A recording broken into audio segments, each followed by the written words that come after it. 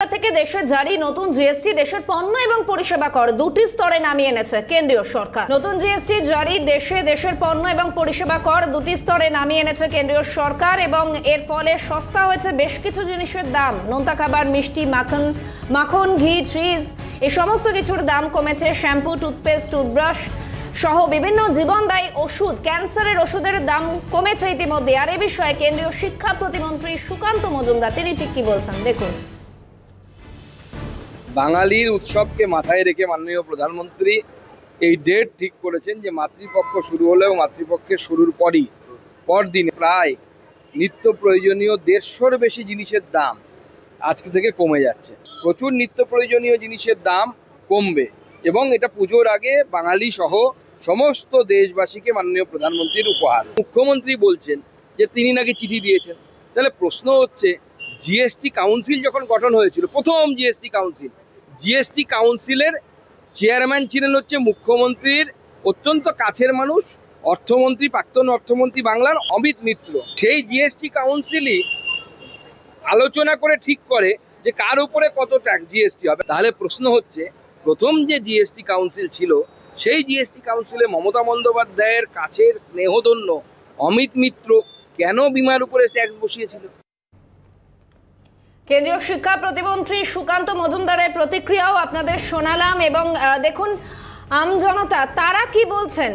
গতকাল আমরা জানি জাতির উদ্দেশ্যে ভাষণ দিয়েছেন দেশের প্রধানমন্ত্রী নরেন্দ্র মোদী এবং নয়া জিএসটির ফলে সস্তা হচ্ছে বহু ওষুধের দাম এবং এক্ষেত্রে ঠিক কি বলছেন আমজনতা, কি বলছেন ওষুধের সঙ্গে যুক্ত যারা রয়েছেন তারাই বা কি বলছেন দেখুন।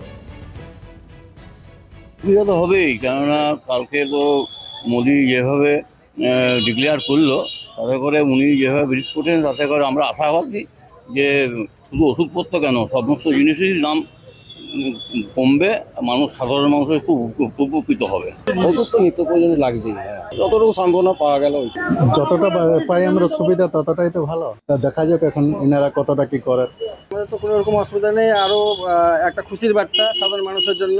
সাধারণ মানুষ খুব আবেগে আছেন যে না জিএসটি কমাতে মানুষের একটা ভালো সুবিধা হচ্ছে আর হয়তো সেলটাও বাড়বে।